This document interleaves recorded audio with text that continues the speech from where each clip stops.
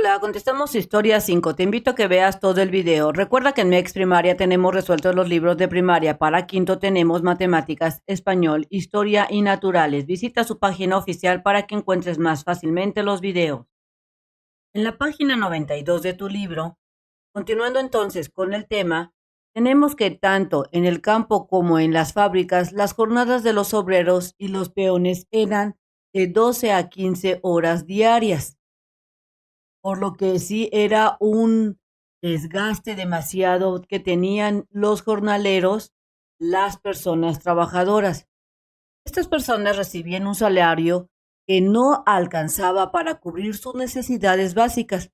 Con frecuencia se les pagaba con vales, en lugar de dinero, para comprar en las tiendas de rayas, es decir, pagaban con estos papelitos que no era dinero y la gente se veía obligado a comprar en un cierto lugar, coartando su derecho a elegir las tiendas.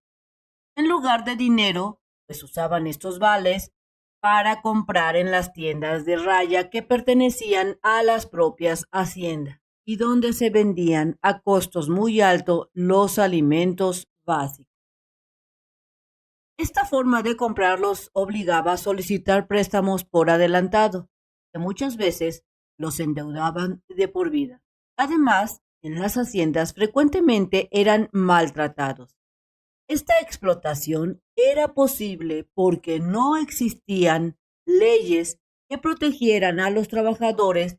Los mejores puestos eran para los extranjeros y se dejaban de a un lado, o sea, les hacían el feo a los trabajadores mexicanos. Entonces existía una gran desigualdad y maltrato para los empleados que prácticamente eran como esclavos.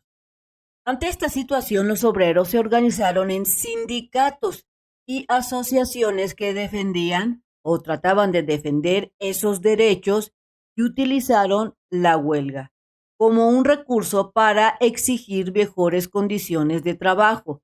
La huelga es el concepto en donde los trabajadores no asisten a trabajar y protestan. Entonces tenemos que la huelga era un recurso para exigir mejores condiciones de trabajo, pero estos movimientos fueron reprimidos por el gobierno porfirista.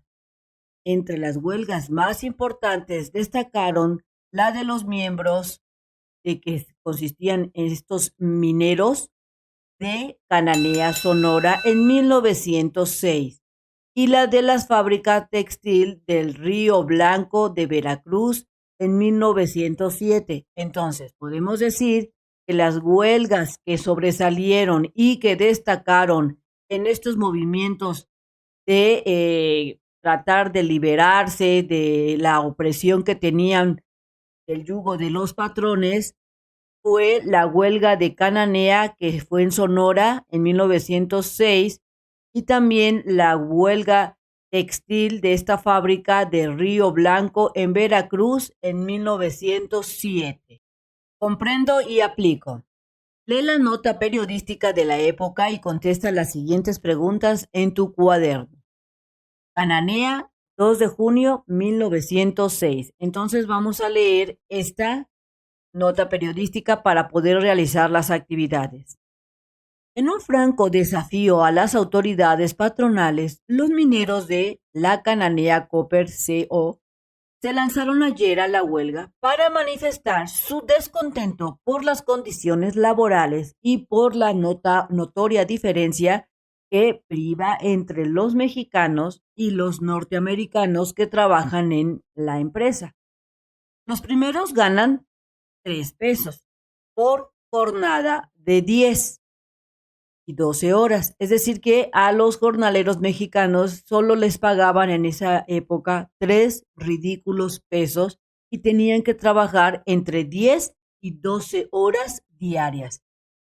Mientras que los segundos, es decir, los gringos, recibían 7 pesos por menos horas de trabajo. Es decir, que estas personas trabajaban menos de 10 horas y recibían 7 pesos.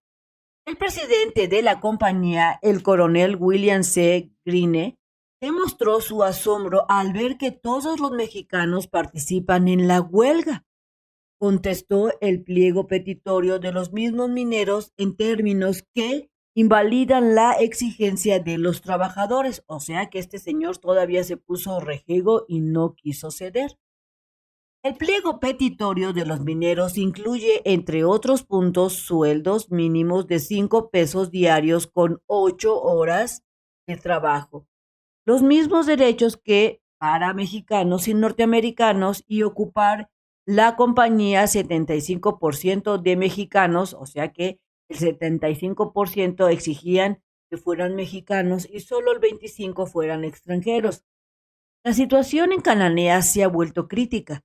La masa de mineros desfila por las calles y se ha colocado en pleno reto enfrente de las oficinas de la empresa.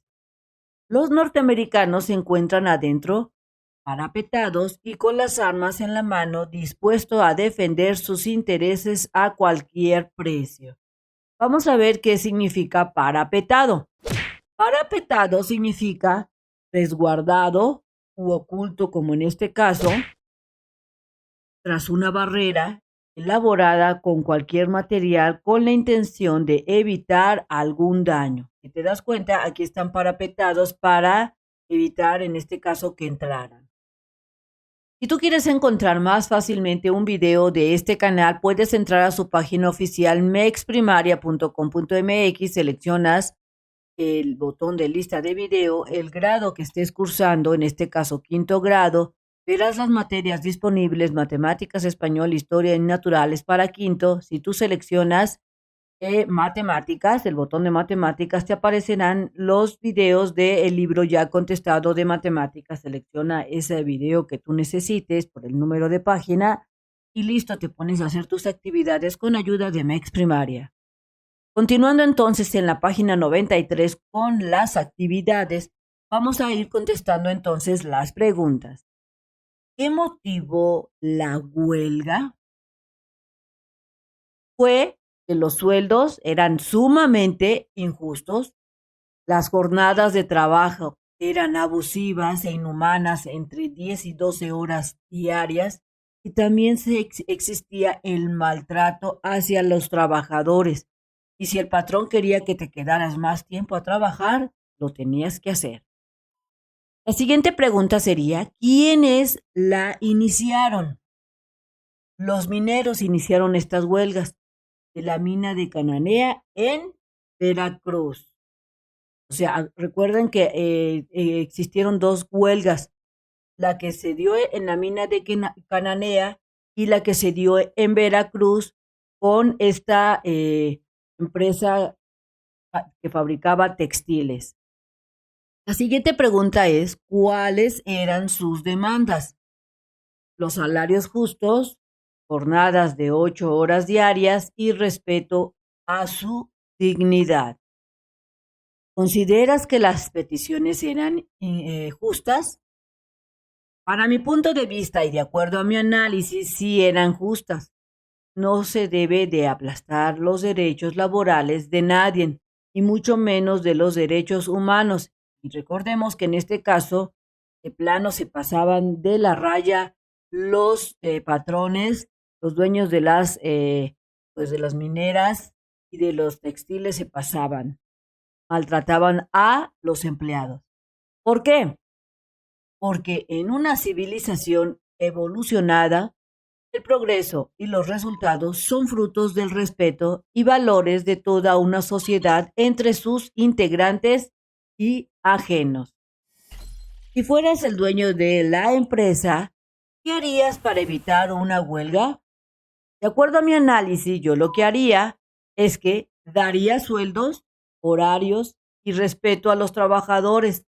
Les respetaría todas sus prestaciones de ley. Entre esos, los sueldos deberían de ser muy dignos, pero sobre todo les facilitaría las herramientas para que sus trabajos no sean exhaustivos y agotadores. Es decir, les daría todas las condiciones para que el trabajador pueda realizar su chamba sin excederse y que no evitar posibles accidentes y, claro, respetar sueldos, los horarios y lo que marca la ley. Punto número 2. Te dice que escribas en tu cuaderno un texto breve en el que describas las condiciones de vida de los obreros y los campesinos durante el porfiriato. Así es que mi texto quedó así. Los campesinos trabajaban horarios de más de 8 horas, trabajaban en condiciones de lluvia o sol con calor extremo, se les daban azotes cada vez que el campesino no pudiera continuar por cansancio o salud. También puse en mi breve texto que los obreros de las fábricas con los horarios de más de 8 horas, recordemos que llegaban a trabajar entre 10, 12 horas o más, trabajaban muchísimas horas, con sueldos ridículos de 3 pesos para el precio de los alimentos de la canasta básica. También recordamos que les pagaban con vales, también recibían maltratos y ridiculizándolos en frente de sus compañeros sin las herramientas necesarias para desempeñar su cargo y sin derecho. Entonces aquí te dejo mi breve texto por si te sirve. Después te dice aquí que al terminar, coordinados por su profesor, van a leer algunos textos ante el grupo de estos que acaban de realizar y van a comentar sus puntos de vista con respecto a cuáles de esas condiciones de vida aún existen o qué ha cambiado. Así es que cuando hicimos esta actividad en mi salón, esto fue lo que yo comenté, que hay casos aislados todavía de maltrato, pero sí los hay. No necesariamente el maltrato lo dan los patrones, también los mismos compañeros de trabajo.